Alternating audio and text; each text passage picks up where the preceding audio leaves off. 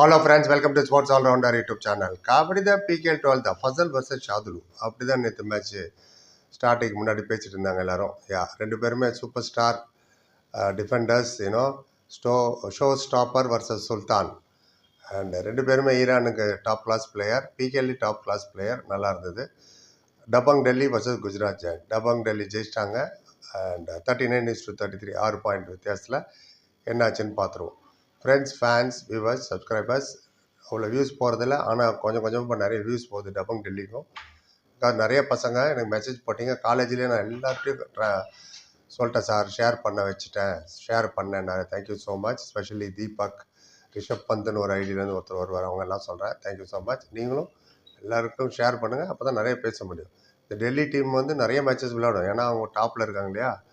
Right, என்னாச்சுன்னு பார்த்துவோம். ரெண்டு பேருமே லெஃப்ட் கார்னர் ஈரான் பிளேயர். ஆமாம், ஃபசல் அண்ட் ஷாதுலு. ஃபசல் இது வரைக்கும் 591 பாயிண்ட் எடுத்திருக்காரு டேக்கிளில். ஷாதுலு வந்து 377 நினைக்கிறேன். ஆமாம், ரஃப்லி டேக்கிள் பாயிண்ட் அலோன். ராகேஷ் தான் ஃபர்ஸ்ட் ரைட் எடுத்தார். அஜிங்கே பவர் அவுட் பண்ணிட்டாரு. அவர் ஏன் போய் ஆங்கிள் ஹோல்ட் பண்ணார் தெரியல. லெஃப்ட்டில் ஃபசல் வர நிற்கிற, இவர் போய் டக்குன்னு பிடிச்சாரு, காலை அவுட் ஆகிட்டார். அதுக்கு முன்னாடி இன்னொன்று சொல்லணும். குஜராத் ஜெயண்ட் வந்து ராகேஷ் கேப்டன்சியை போட்டப்போ இந்த மேட்சை விட்டுருங்க, இதுக்கு முன்னாடி நடந்த 4 மேட்ச்சில் 3 மேட்ச் ஜெயிச்சாங்க அவர் கேப்டனாக இருக்கும்போது. அதுவும் இல்லாமல் அவர் இதுக்கு முன்னாடி விளையாண்ட 2 மேட்ச்சில் ராகேஷே 38 ரைடு பாயிண்ட் எடுத்தார். இதாவது என்ன தெரியுதுன்னா, ப்ரெஷரில் அவர் நல்லா விளையாடுவாருன்னு தெரியுது. நான் முதல்லேருந்தே சொல்லிட்டு இருந்தேன், ஷாதுல் கேப்டனாக போடாதீங்க, அவருடைய பர்ஃபார்மன்ஸ் இடிக்குது. அண்ட் எப்போ போனா என்ன சொல்லணும்னு அவருடைய கேம் ஸ்பாயில் ஆகுது. அண்ட் ஷோ ஸ்டாப்பர் த சியானே, டீமுக்கு அவர் தான் வேணுமே தவிர கேப்டன் இல்லைன்னா. நான் சொன்னதுனால மாற்றினாங்கன்னு சொல்ல மாட்டேன். லேட்டராக அவங்களே ரியலைஸ் பண்ணி நிறைய மேட்சஸ்க்கு அப்புறம் இவரை மாற்றிட்டாங்க ராகேஷ். டீம் பர்ஃபார்மன்ஸில் உங்களுக்கு தெரியுது. எனிவே, இந்த மேட்ச்சில் ஆஷு மாலிக் வேறு இல்லை, திரும்பவும் இன்ஜுரினால். ஃபசல் தான் டீமை லீட் பண்ணார். அது ஆல்மோஸ்ட் குவாலிஃபை ஆகிட்டாங்கல்ல, இனிமேல் எதுக்கு ரிஸ்க் எடுத்துக்கிட்டு இந்த கடைசி 2-3 மேட்ச்லாம். அதனால் ஒரு ரெஸ்ட்டு எக்ஸ்ட்ரா இருக்கணும்னு கூட இருக்கலாம். அஜிங்கே பவார் தான் ஃபஸ்ட் ரைடு எடுத்தார். ஹியூஜ் சத்தங்க கிரவுண்டில். அஜிங்கே பவார் ரைடு எடுத்தோன்னே ஏன்னு கேட்பீங்க, தமிழ் தலைவாசிகள் நிறைய PKL 9 அதை இன்னும் நல்லா ஞாபகம் வச்சுருக்காங்க பசங்க. க்ரௌடு சத்துச்சு. அண்ட் அவர் ஃபஸ்ட் ரைட் எடுத்து திரும்பி பார்த்தா எதிர வந்து இப்படி நின்ட்டார் ஷாதுலு. என்னை தாண்டி இப்போ பார்ப்போம் அப்படின்னு ஒன்றும் பண்ண முடியல. அஜிங்கே பவர் அவுட் ஆகிட்டார். அப்புறம் குஜராத் ஜெயண்ட்டுக்கு சர்ப்ரைசிங்லி விஸ்வநாத் ரொம்ப நல்லா விளையாண்டார். லெஃப்ட் ரைடர் போனஸ் எடுத்தார், டச் பாயிண்ட் எடுத்தார். ஃபசல் ஆல்மோஸ்ட் லாபி அவுட் போனார், அந்தளவுக்கு தள்ளினார் அவர் பின்னாலே. ஃபோட்டோ போட்டிருக்க பாருங்கள். ஃபசலாக கொண்டு தப்பிச்சார். நம்ம எல்லாரும் தான் காலை வெளில வச்சுருப்பாங்க, ஏரில் வச்சிட்டார். அவருக்கு தெரியுது மைண்ட்லேயே. திரும்பி பார்க்கலாம் டைம் இல்லை. திரும்பி பார்த்தானா அவர் தள்ளி விட்டுருப்பார் வெளில. மைண்ட் ஒரு கேம் இதான், மைண்ட் ஒர்க் ஆகுது. பின்னாடி எவ்வளோ மில்லிமீட்டர் இருக்குது, சென்டிமீட்டர் இருக்குன்னு கரெக்டாக அப்படி ரீப்ளே போட்டு பார்த்தாங்க. இல்லை லாபி அவுட் ஆகலன்னு, ஆன் தி ஏர் அப்படின்னு தப்பிச்சார் Fazal. And experience comes in. And அதான் புட் அந்த ஏர் அவுட் ஆகல. 6-2 அப்போ ஸ்கோர். குஜராத் தான் லீடிங். அஜிங்கே பவர் தான் மெயின் ரீசன் இவங்க ரைடு எடுக்கிறதுக்கு. ஆமாம், 10வது நிமிஷத்தில் சூப்பர் ரைடு எடுத்துட்டாருங்க, 3 பாயிண்ட்டு. சூப்பரில் அஜிங்கே பவர் எப்போ பண்ணுவார், எப்படி பண்ணுவார், என்ன பண்ணுவார் யாருக்கும் தெரியாது, அவருக்கு மட்டும் தான் தெரியும்.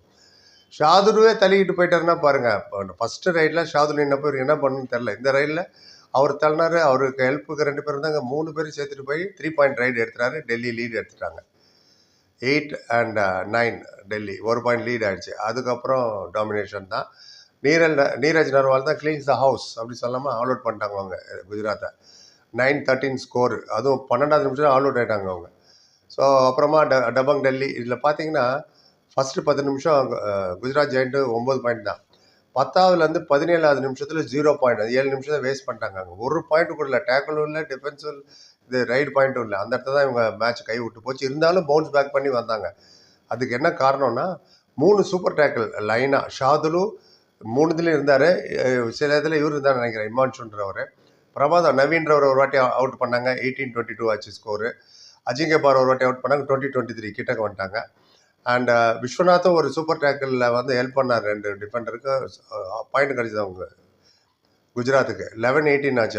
அதுக்கப்புறம் தான் இந்த சூப்பர் டேக்கிள். 3 சூப்பர் டேக்கிள்லையும் அவங்களோட ஆல் அவுட்டை எக்ஸ்டெண்ட் ஆச்சு. இவஞ்சலி ஆல் அவுட்டே ஆகலன்னு நினைக்கிறேன், தப்பாக தான் கரெக்ட் பண்ணுங்கள். ஸோ 20-23 ஆச்சு. அப்புறம் கடைசி நிமிஷம் டபங் டெல்லினா இருக்கணுமே, கடைசியில் ஏதாவது ஒரு பிரச்சனை, ஏதாவது ஒரு தலைவலி, என்ன சந்தேகங்கள், ஏன் இப்படி அது இப்படின்னு. ரைட், 40வது நிமிஷத்தில் ரைடு எடுக்கிறாரு அக்ஷித். 36-33 ஸ்கோரு.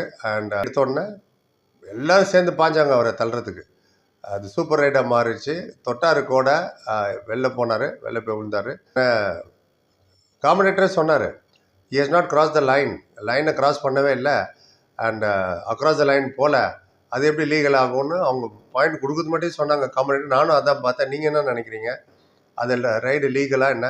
நைட்டே ஒருத்தர் கமெண்ட் போட்டார். மேட்ச் முடிஞ்சு அடுத்த நிமிஷம் ரெஃப்ரி திங்க் பண்ணும்போதே கமெண்ட் போட்டார், பாருங்க சார் திரும்ப ஆயிடுச்சுன்னு. டெல்லி ரெஃப்ரி ஏகப்பட்ட டிஸ்கஷன்லாம் நடந்து பேசி அது லீகல்ட்டாங்க.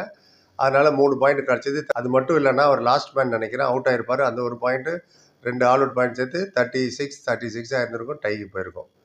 ஸோ அது ஒன்று வச்சு நீங்கள் ப்ரெஸ் கான்ஃபரன்ஸ் கூட சொன்னார் அவர், குஜராத் கோச் இதை பற்றி. அது என்னன்னு அடுத்த வீடியோ எடுத்துகிட்டு வரேன் press conference. Ajinkya Pawar 5 point, அவங்க ஆல்ரவுண்டர் நவீன் ஒரு 4 பாயிண்ட்டு, அப்புறம் நீரஜ் நர்வால் ஒரு 4, சௌரவ் நந்தல் 3, ஃபசல் 3, சப்ஸ்டிடியூட்டாக வந்தார் அக்ஷித், அவர் ஒரு 12 பாயிண்ட் எடுத்துட்டார். ரொம்ப நாளாக விளையாண்டார்.